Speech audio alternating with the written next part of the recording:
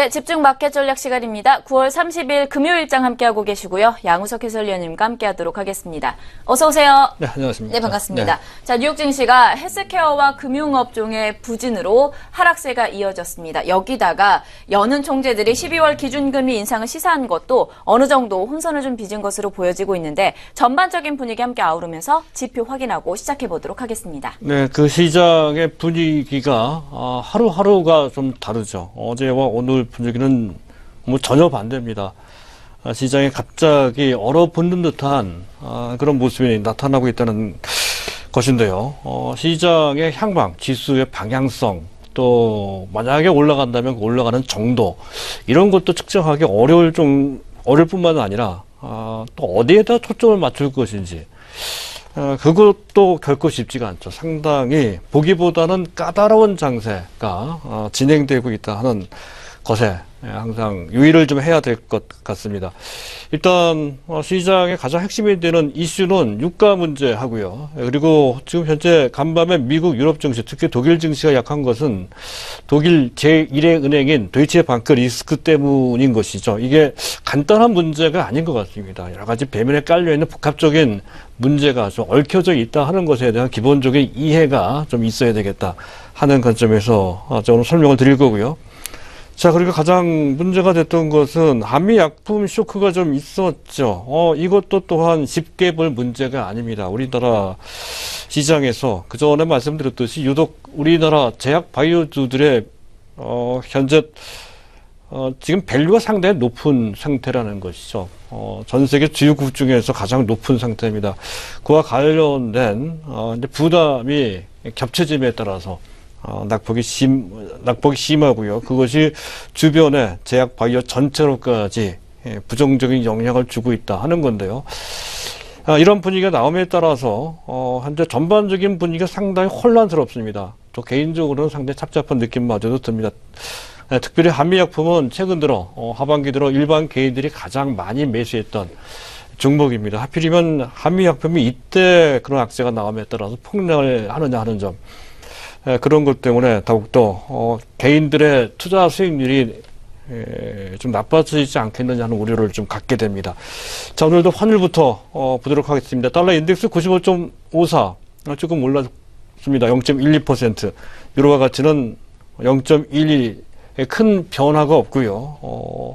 엔달러 환율입니다. 101.07 장중에 101.8까지 올라갔다가 좀 내려왔고요. 자, 오늘도 개장 초에 약간 불안하게 움직였지만 시간이 갈수록 좀 안정되는 그런 모습이 나오고 있습니다. 하지만 그 전날 대비로 0.4% 정도 올라가 엔저 방향으로 진행되는 것은 그래도 숨통이 트이는 정도의 흐름이라고는 할 수가 있는 것이고요. 자, 원달러 환율, 원엔 환율의 장중 흐름이 중요하다겠습니다. 시장이 불안한 상태라고 한다면 아마도 원달러 환율, 원엔 환율은 원고 방향으로, 즉 환율이 가파르게 올라갔을 겁니다. 하지만 그렇지 않았다는 것이죠. 1103원에서 시작했던 것이 원달러 환율은 1090원 정도로, 그리고 원엔 환율은 1090원 정도 시작했던 것이 현재 1087원 정도로 약간 내려왔습니다. 원고 방향으로 다시 자리를 잡았다는 것이죠. 그런 점을 보면 외형상으로 봤을 때 다소 심각성이 있어 보이긴 하지만 이제 외환시장 참가자들의 시각은 그렇지 않다는 것이죠. 그런 정도로까지 심각하지는 않다는 것을 보여주고 있는 그런 환율 동향이었다 하겠습니다. 위안화 고시 환율, 내일부터 위안화가 IMF의 특별 인출권 SDR 구성 통화에 편입이 되죠. 세계 4대 통화로 정식 들어가게 된다는 건데요. 그 이후가 이제 문제가 될 소지가 있는데 어쨌든 지금까지 상당히 절제된 움직임을 보이고 있다는 것이죠.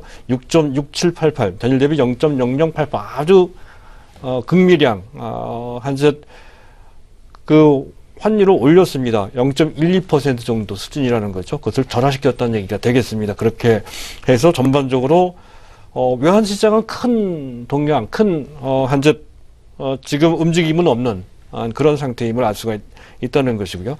자, 유가입니다. 유가가 가파르게 추가 상승하고 있는 모습이죠. 어제도 5.03% 오른 상태인데 추가적으로 1.7% 올라가면서 47.83. 달러 수준으로까지 WTI 가격이 올라갔다는 건데요. 오페크 감산 합의와 관련돼서 어제까지만 하더라도 상당히 긍정적인 기류가 형성됐습니다만은 하루가 지난 다음 지난 시점에서 오페크의 감산과 관련된 회의론이 조금씩 부각되고 있는 상황입니다. 그 점을 말씀드릴까 하는데요. 일단 구체적인 방침, 산유량별 감산량 같은 것이 결정이 안 됐다는 것이고요. 또 한 가지 11월 말경 최종 합의 도출을 하기 위한 회담을 한다는 것인데 그게 최종 합의 도출이 쉽지 않다는 것이죠. 그렇지 않아도 이란이 현재 좀 불만을 갖고 있는 상태인데다가 리비아 문제 있고 나이지리아 문제도 좀 있습니다. 그래서 쉽지 않을 것이다라는 전망이 나오고 있는데다가 또 합의 도출을 한다 하더라도 이 합의 자체가 법적인 구속력이 전혀 없습니다. 안 지키면 그만이라는 것이죠. 네, 그런 문제. 또 한 가지는 앞에서도 언급이 됐습니다만 현재 생산량은 3,324만 배럴인데요. 사실은 현재 매일 생산한 양입니다.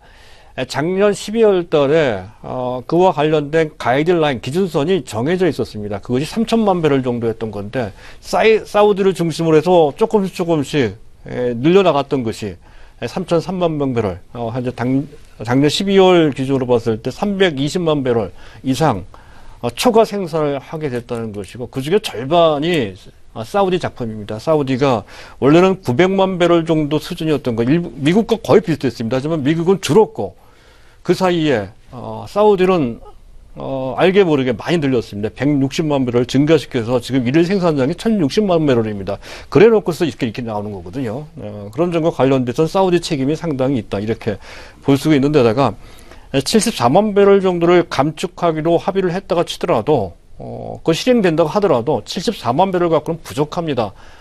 적어도 200만 배럴 정도는 감축을 해야 효과가 나온다 하는 점을 감안한다면 그 효과는 실질적인 효과는 제한적일 수밖에 없다는 것 외에 또 가격이 올라가면 미국의 셰일 업체들의 원유 생산량을 증가시킬 소지가 상당히 높아서 결국 올라가는데 유가가 안정될 수는 있어도 올라가는 데 있어서는 한계가 있을 것이다. 또는 그와 관련된 반작용으로 크게 또 흔들릴 위험성도 여전히 남아 있는 것이다라고 하는 그런 시각이 이 부분도 무시할 수 없을 정도로 매우 설득력 있게 제기가 되고 있습니다. 그 점까지 감안을 해서 유가와 관련된 동향을 보실 필요가 있겠습니다.